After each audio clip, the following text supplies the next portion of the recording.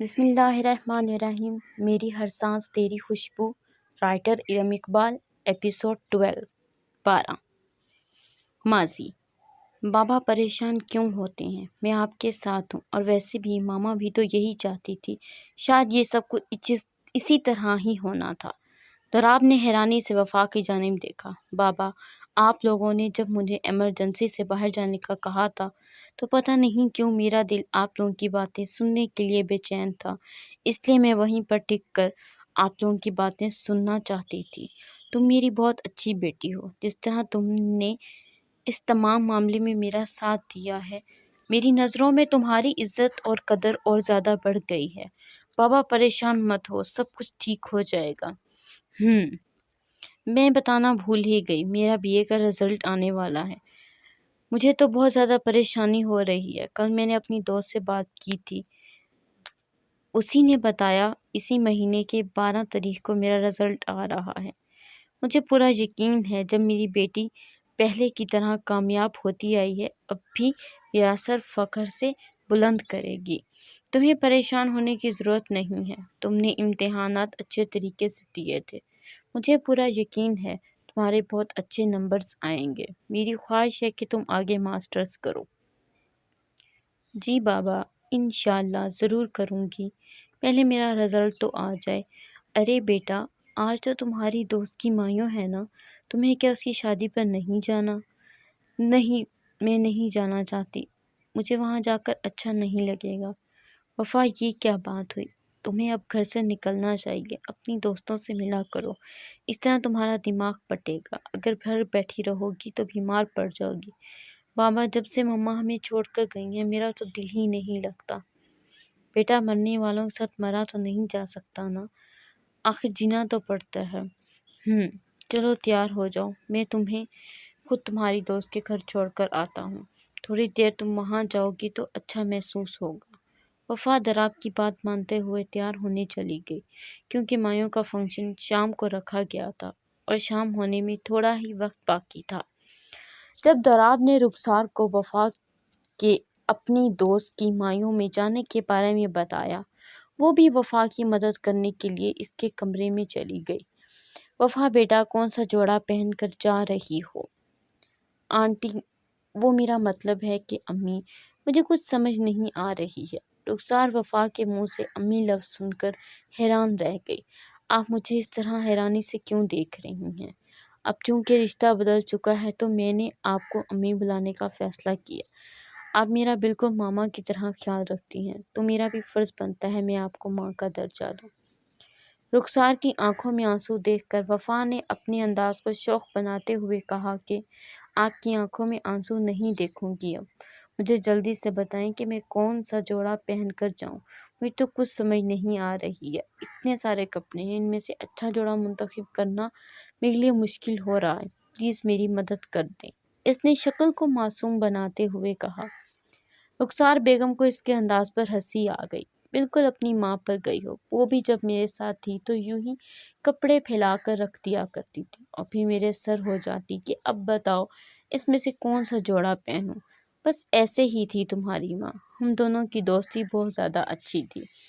انہوں نے بولتے ہوئے اچانک زبان کو بریک لگائی، کیونکہ وفا اپنی ماں کا ذکر سن کر رنجیدہ ہو گئی تھی، مگر یادیں کب کسی کا پیچھا چھوڑتی ہیں، بن بلائے مہمان کی طرح زبان پر آ جاتی ہیں۔ اچھا ایسا کرو کہ یہ پیلا جوڑا پہن لو، تم اس میں بہت زیادہ خوبصورت لگو گی۔ وفا نے پیلے جوڑے کی جانب دیکھا جو کہ اورنج کنٹراسٹ کے ساتھ بہت زیادہ پیارا لگ رہا تھا۔ ٹھیک ہے، میں یہی پہنوں گی، پلیز آپ اسے جلدی سے پریس کر دیں، کیونکہ شام ہونے میں تھوڑا ہی وقت باقی ہے۔ آدھا وقت تو میں نے کپڑے منتخب کرنے میں ضائع کر دیا ہے۔ وفا نے فنکشن کی مناسبت سے ہلکا سا میک اپ کیا تھا، ساتھ میں ہلکی پھلکی جویلری پہن کر وہ ایک خوبصورت اپسرا لگ رہی تھی۔ پیلا جوڑا اس کی رنگت کو مزید چار چاند لگا گیا تھا۔ اس نے رنگ روپ ساجدہ بیگم کا چرایا تھا، صاف رنگ، گھنی پلکیں، سفید شفاف چہرہ، ترچھے ہونٹ، ستواں ناک، وہ اپنے حسین رنگ روپ کے ساتھ ایک مکمل دوشیزہ تھی۔ اگر تھوڑی سی بھی تیاری کر لیتی تھی تو اس کے حسن کو چار چاند لگ جاتے تھے۔ جب وہ مکمل تیار ہو کر رخسار بیگم کے سامنے گئی تو انہوں نے بے ساختہ اس کی بلائیں لی۔ ماشاءاللہ میری بیٹی بہت پیاری لگ رہی ہے، نظر نہ لگے۔ تمہارے بابا انتظار کر رہے ہیں، جلدی جاؤ، اب فنکشن شروع ہونے والا ہوگا۔ اب تک تو تم گھر پہ ہی کھڑی ہو۔ شہرام یار، آج تم یونیورسٹی کے بعد ثاقب کی مایوں پر چل رہے ہو؟ ہاں، میں نے ثاقب سے وعدہ کیا تھا میں اس کی مایوں میں ضرور آؤں گا۔ ویسے بھی وہ میرا کلاس فیلو ہے، جانا تو چاہیے، لیکن ابھی ہماری شام والی کلاس رہتی ہے، وہ لے کر پھر جائیں گے۔ اس طرح تو ہمیں جانے میں دیر ہو جائے گی۔ ہادی کلاس لینا بھی تو ضروری ہے، وہ لے کر ہم لیٹ فنکشن میں چلے جائیں گے۔ ثاقب کو اچھے سے پتہ ہے ہماری کلاس کتنی امپورٹنٹ ہے، اس کو بھی تو نوٹس دینے ہیں۔ جب دونوں کلاس لے کر فری ہوئے تو کافی دیر ہو چکی تھی، اس لیے دونوں نے جلدی سے ثاقب کے گھر کی راہ لی۔ شہرام تو گاڑی اس قدر سپیڈ میں چلا رہا تھا جیسے ہواؤں سے بات کر رہا ہو۔ ہادی اس کی ڈرائیونگ سے بہت ڈرتا تھا، لیکن اب قسمت اسے شہرام کے ساتھ لے آئی تھی تو وہ کیا کرتا۔ یار تم اپنی شکل تو دیکھو، ایسے لگ رہا ہے جیسے تم میری گاڑی میں نہیں بلکہ ہوائی جہاز پر بیٹھے ہو۔ کوئی اتنا بھی ڈرتا ہے کیا؟ چل کرو، گاڑی میں چلا رہا ہوں، تمہارا ایکسیڈنٹ نہیں ہوتا۔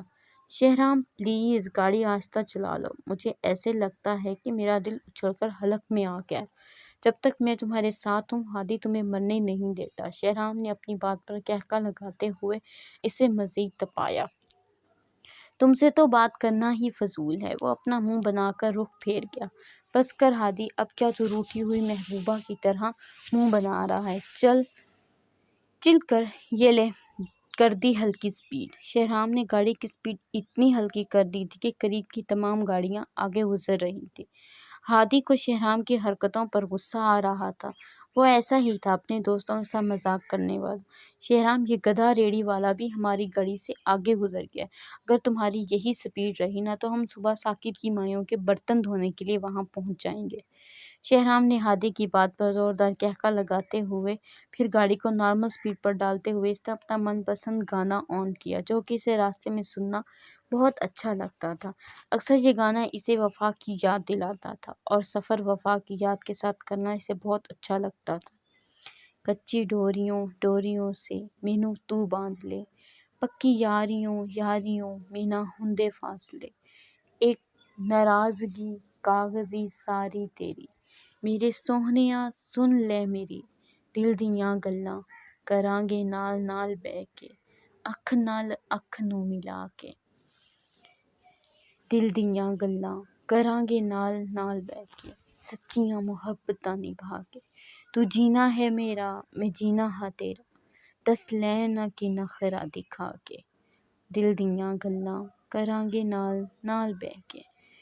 گانے کی یہ لائن سنتے ہوئے شہرام کی آنکھوں میں آنسو آ گئے، جس کو ہادی نے بخوبی نوٹ کیا تھا۔ تینوں لکھاں تو چھپا کے رکھاں اکھاں تے سجا کے، تو میری وفا رکھ اپنا بنا کے، میں تیرے لئی یارا نہ پاویں کدی دوریاں، دل دیاں گلاں کراں گے نال نال بہ کے۔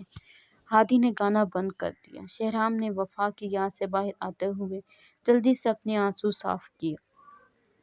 ہادی کو شہرام کی حالت دیکھ کر بہت دکھ ہوا، کیونکہ وہ سب کچھ جانتا تھا، اس لیے خاموش ہو گیا۔ جب شہرام نے ثاقب کے گھر کے سامنے جا کر گاڑی روکی تو وہاں اکا دکا لوگوں کو دیکھ کر ہادی کو ہول پڑنے لگے کہ ہم مایوں میں دیر سے پہنچے ہیں۔ شہرام، مجھے لگتا ہے مایوں کا فنکشن ختم ہو گیا ہے۔ ہادی، خاموشی سے اندر چلو، سبھی لوگ لگتا ہے اندر موجود ہیں، اس لیے باہر کوئی نظر نہیں آ رہا ہے۔ اپنی طرف سے مفروضے کام کرنا بند کرو، میں گاڑی پارک لگا کر آتا ہوں۔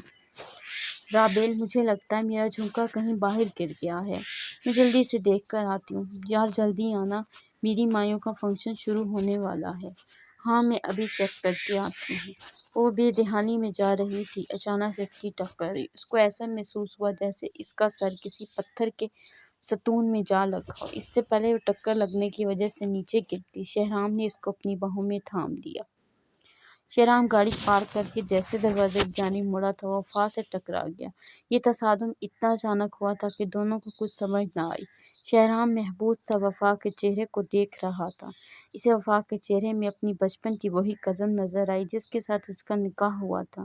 شہرام نے اس کو اپنی باہوں میں اس قدر مضبوطی سے تھاما ہوا تھا، وفا کو اپنی پسلیاں ٹوٹتی ہوئی محسوس ہو رہی تھیں۔ شہرام ہوش کی دنیا میں تب واپس آیا جب وفا نے اس کے سامنے چٹکی بجائی تو شہرام نے اس کو سیدھا کرتے ہوئے کھڑا کیا۔ آپ کو لگی تو نہیں، غلطی میری تھی، میں نے ہی نہیں دیکھا۔ شہرام شرمندہ ہوتے ہوئے اس کے چہرے پر سے نظریں ہٹا گیا۔ وفا کے لیے یہ سب اتنا اچانک ہوا تھا، اس کو اپنی دھڑکنیں کانوں میں سنائی دے رہی تھیں۔ وہ خود کو نارمل کرنے کی کوشش کر رہی تھی، اس لیے وہ بنا جواب دیے اندر کی جانب بڑھ گئی۔ شہرام اس کی پشت کو دور تک دیکھتا رہا۔ جب وہ اندر کی جانب بڑھنے لگا تو اس کو پاؤں کے نیچے کچھ محسوس ہوا۔ اس نے جب پاؤں ہٹا کر دیکھا تو نیچے جھمکا پڑا ہوا تھا۔ اس نے وہ جھمکا دینے کے لیے اس کو آواز لگائی، مگر وہ اندر کی جانب چلی گئی تھی۔ وہ کندھے اچکاتے ہوئے جھمکا اپنی جیب میں ڈال کر اندر کی جانب بڑھ گیا۔ جب وہ ثاقب کے گھر میں لان میں رکھے گئے فنکشن کی جانب گیا تو سامنے ہی اسے ہادی ثاقب کے ساتھ باتیں کرتا ہوا نظر آیا۔ مائیوں کا فنکشن کمبائن تھا، کافی گہما گہمی تھی۔ شہرام ثاقب سے ملنے کے بعد ہادی کو لے کر ایک سائڈ پر جا کر بیٹھ گیا۔ اس کا دل ایک عجیب دھن پر دھڑک رہا تھا، جیسے کہہ رہا ہو کہ تمہاری وفا تمہیں اتنے سالوں کے بعد مل گئی ہے۔ یہاں شہرام تو آ کر کیوں بیٹھ گئے ہو؟ ابھی تو بالکل ٹھیک تھے، چلو ثاقب کے پاس جا کر ہلا گلا کرتے ہیں۔ نہیں ہادی، میرا موڈ نہیں ہو رہا، تم بھی چپ کر کے یہیں بیٹھے رہو۔ ابھی وہ ہادی کو جواب دے ہی رہا تھا جب اس کی نظر دلہن کے ساتھ بیٹھی اس کی سہیلی پر گئی، جس نے ایک جھمکا نہ ہونے کی وجہ سے اپنے بال اس سائڈ پر آگے کی طرف رکھے ہوئے تھے۔ اس نے ایک منٹ بھی اپنا دوپٹہ سر سے اترنے نہ دیا تھا۔ وہاں کتنی ہی لڑکیاں بنا دوپٹے کے گھوم رہی تھی اور کئیوں نے گلے میں ڈالا ہوا تھا، مگر وفا نے دوپٹہ سلیقے سے سیٹ کر رکھا تھا۔ شہرام کو اس کی یہی ادا بہت خوبصورت لگ رہی تھی۔ جب اس نے بے ساختہ اپنی جیب میں ہاتھ ڈالتے ہوئے جھمکے کو اپنی نظروں کے سامنے لہرایا، اس سے پہلے ہادی جھمکے سے متعلق استفسار کرتا، ایک نفوس نے شہرام کے کندھے پر ہاتھ رکھا۔ جاری ہے۔ جی پیارے ریڈرز، یہ لانگ کہانی آج میں نے آپ لوگوں کی وجہ سے دی ہے، کیونکہ آپ مجھے بہت اچھا رسپانس دیتے ہیں، کمنٹ کرتے ہیں، مجھے بہت زیادہ اچھا لگتا ہے، آپ لوگوں کو بہت پسند آئے گی۔ اور شہرام وفا کا بہت مزے کا سین آپ لوگوں کو اچھا لگے گا تو پلیز ضرور کمنٹ میں بتائیے گا۔